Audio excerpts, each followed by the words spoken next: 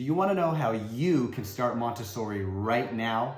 Watch this. In this episode, I'm going to show you how you can start Montessori at home in just 3 simple steps. All you need to do is watch this entire video and I'll show you exactly what to do. Now, quick disclaimer here. I'm not a Montessori teacher. I didn't attend training at the American Montessori Society, but I have done some research and I've applied a couple of things I've learned with my 2 kids, 4 and 2, and I've actually seen them work. Now, if you're looking for a resource that gives a lot more details on the ins and outs of Montessori, check out the podcast, Montessori Education with Jesse McCarthy. Now, Montessori is a huge topic, and there's a lot that goes into a Montessori education, with highly trained guides or teachers applying specific strategies guiding children in their learning and development. But this message is for parents who simply want to nurture their child's independence at home in some super simple, easily doable ways. And by the way, you don't need all the Montessori stuff and toys in order to do any of this. I'm going to show you how you can do this in just 3 simple steps. Step 1, simply this: involvement. Simply involving your child in almost anything you're doing, as long as it's safe, is literally one of the best things you can do. Even if it's not something that they're entirely capable of doing or something you think that they're going to really be interested in.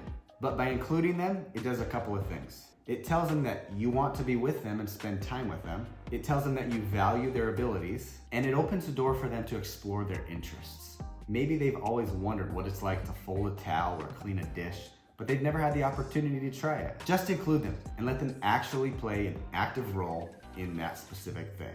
Step 2 is to give your child some options. Let them make a couple decisions. Like, actually give them a couple of options and let them pick one without trying to persuade them.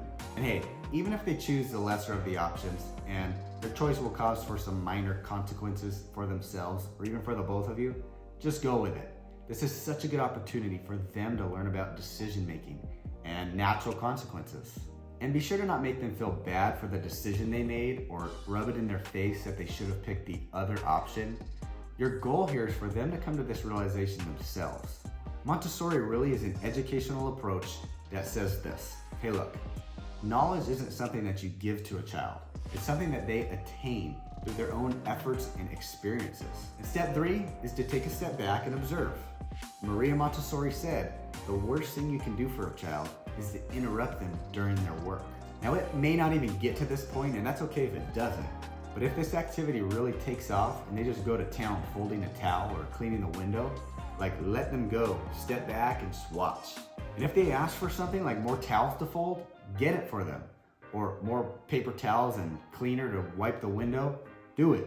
I think this is an important paradigm shift for parents to have. Your child is in a prime situation to have a huge learning opportunity.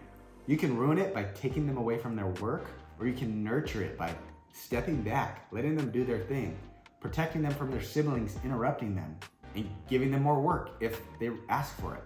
I think it helps if you look at it like this. Who cares if you're refolding some towels or you're wasting some paper towels?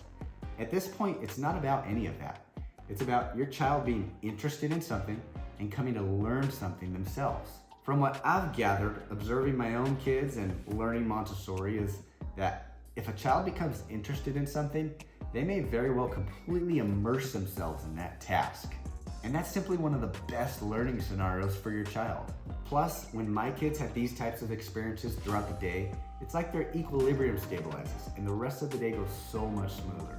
And hey, if you'd like to learn a little bit more about Montessori and how we try to apply it in our home, you'll definitely want to subscribe. And lastly, if this content brings you value, please click the like button, but more importantly, please leave me a comment. Let me know what other sort of Montessori things we can talk about.